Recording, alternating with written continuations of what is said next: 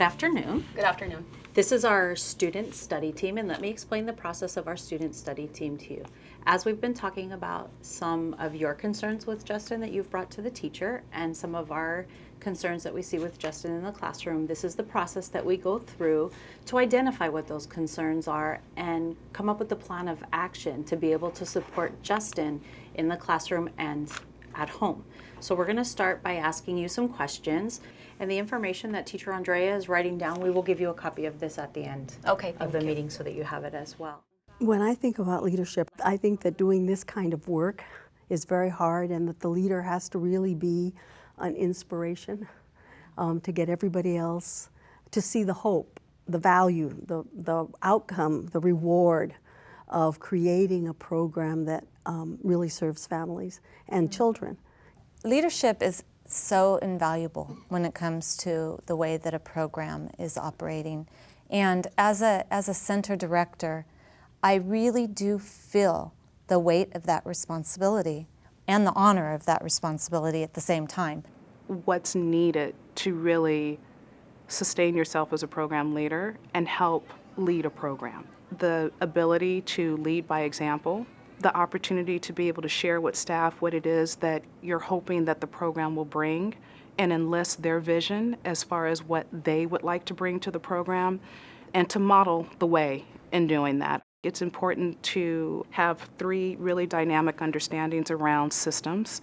There's the piece about systems thinking, so in understanding how systems work, understanding that these small parts within my system create the whole picture, being able to understand that how important like communication is and healthy communication, and if I don't have healthy communication within my program, what is the ripple effect of that and how that will end up impacting my system.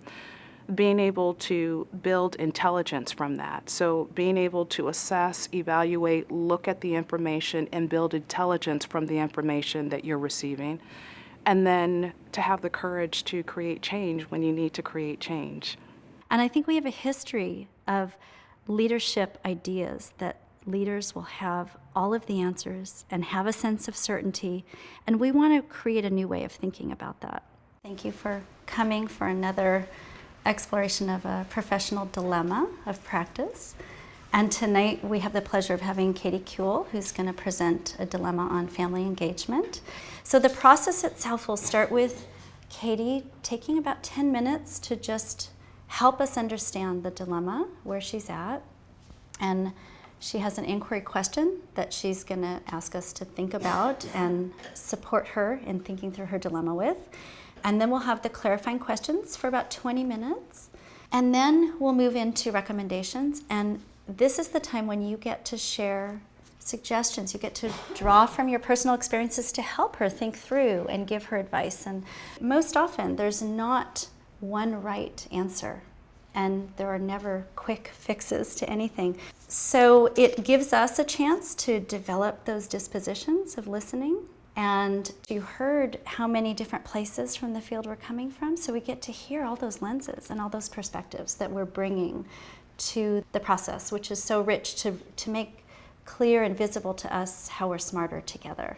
So I have been in my current position as a program manager for 9 months, and before that I was a preschool teacher, classroom teacher, full-time on the floor for about 5 years.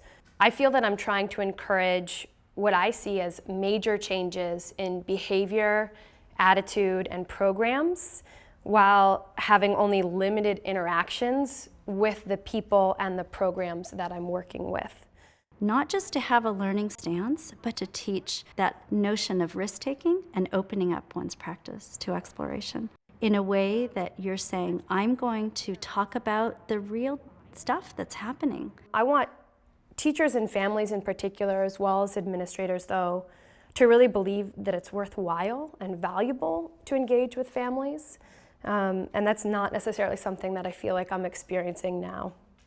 I'm going to share with you my successes, my small wins, and I'm really going to be very open and honest about what I'm struggling with. And I'm going to have a sense of trust that in sharing that I'm going to ask you for your help, your input, and that I'm going to emerge out of this a stronger professional.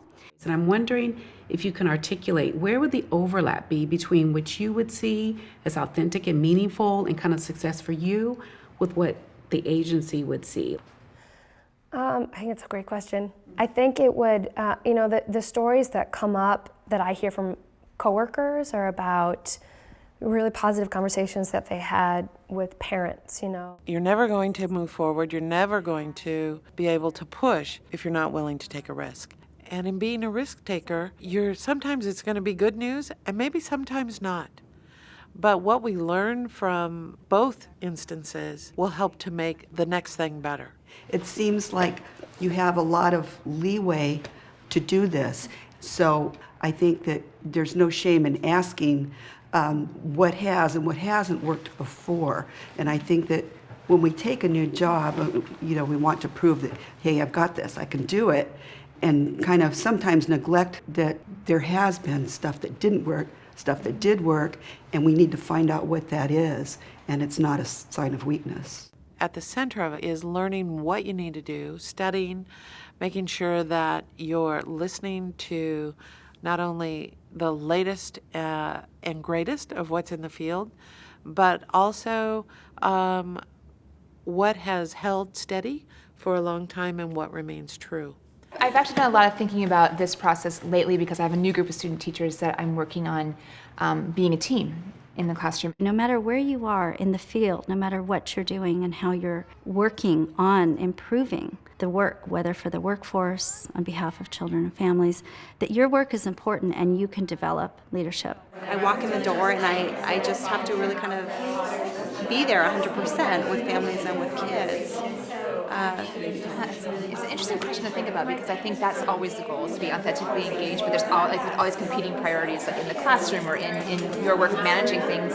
A big part of my work is that I mentor student teachers, and not just to the point where they're observing in my classroom, they are my staff. And so I have this parallel process where in my work I'm thinking a lot about the children, but I'm also thinking a lot about developing my student teachers and their own reflective practice. So I think we need to always be on the lookout for that spark where you see that leadership skill coming through, and then we have not only the opportunity but the responsibility to seek those folks out and help them develop those leadership skills. In our organizations, as we work with people, we need to give them opportunities to hone those leadership skills and along the way give them the support they need. I've been thinking about the dilemma that I presented about not feeling supported and not feeling like I was ready to teach at a community college. And so I took to heart a lot of the things we talked about that night and how we need to not only depend on the senior members of the leadership in the field, but cultivate and inspire our young leaders to come forward and take up this torch and move us down the road. I've been reading a book by Holly Lissa Bruno, who's talking about leadership, and in the book they talk about passionate curiosity, and I'm really tied into that. And I think when you think about working with young children and you think about the ways that we're asking them questions and having them describe and explain what they love and how they see the world and what bothers them, I feel like this setting is what that does for me, is that it's given me the ability to be able to talk about things, to consider myself a leader in a different way than somebody else might consider them a leader. From family child care home providers to a preschool teacher in a center, to someone at a community college, to someone at a four-year university. There are many folks who provide services into making our early learning and care system what it is. And so as we look across the field, we need to develop leadership in all of those areas and help them make sure that we are crossing over and talking with one another so that we all have a common message and we all have a common vision moving forward. All of your classroom teachers are also leaders, and allowing them to have that leadership and have that role is important as well, because otherwise, you're not allowing others to make decisions, important decisions about everyday things that happen in children and families' lives, because you're not always going to be there as the center director or assistant director or supervisor, whatever your title might be. In terms of leadership competencies, I know that all the leaders we have here are competent, whether they're an assistant cook in the kitchen or whether they're a higher level manager. Everyone here is competent at their work, and we need to trust people to do their work and let people do their work and have ideas about how their work can be done. And so the way that I really facilitate strong leadership is I let people do their work. We need to make openings for young people to have voice. And that means sometimes saying, you know, I'm bringing this person along, we need to have a new representative, I'm willing to step aside and let someone else come forward. You know, we need to have men of color in this conversation, because there are children of color and they have fathers and grandfathers. We need to ensure that we have a very diverse workforce that understands the culture that families bring into our programs, that our workforce reflects the children we serve. And certainly with the number of dual language learners that we have in California, we want to be able to serve children and their families in the best way we can. En la casa ella es más sociable porque ella convive con sus dos hermanos y So how do we bring leaders from all walks of life into this area? As the leader, you're not the ultimate decision maker always, because there's a lot of people involved. And the decisions that you make are based off of the individuals and the families and the children and the care teachers and the staff as well, and the community as a whole. And one of the things that I know, if I can speak from my own personal experience, that I do is as I find out more about the people that I work with every single day. And that helps me to gain an understanding of where they're coming from and how they view their role in our center. And it also helps us to have very open discussions about how we can provide really relevant care for our families. But I also think that when we talk about leadership, that we need to also look outside of what we think of generally as a leader, as whether it's a center director or an administrator. Sometimes it's a grandparent. Sometimes it's an auntie or somebody in the community. And so if we are able to help be a resource for those future leaders in early care and education and speaking about culturally responsive approaches, I think that it's also our role to bring them in and find a way to have a community base. The value of bringing everybody together is that we learn about all the different perspectives that people in these diverse roles bring. It helps us push beyond the way that we might be thinking about our professional work. Many times when we're working in our jobs, if something comes up, especially a particularly challenging dilemma, it can feel very isolating.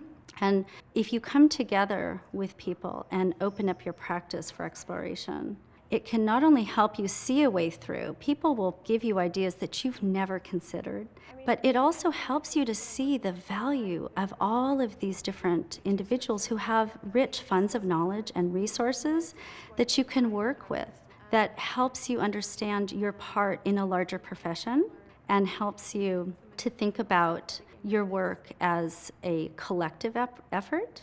One of the skills that I've worked hard to develop over the years is to be able to not only listen to what my colleagues might be saying, but in cases where their expectations or where they want to go is not maybe where I want to go, to be able to try to put myself as much as I can in their shoes, to see where they're coming from, to try to understand their point of view, and then to try to work towards some solution that is beneficial to all of us in some way. This takes a long time, and part of that is you need to do the work together, and you need to have the conversations, and they take longer than you think they're going to take, and you want it to be quicker, but you have to be patient. You have to allow that process to happen, because in the end, not only do you come up with something that people have collaborated on and generally agree on, but they believe in it because they've done it.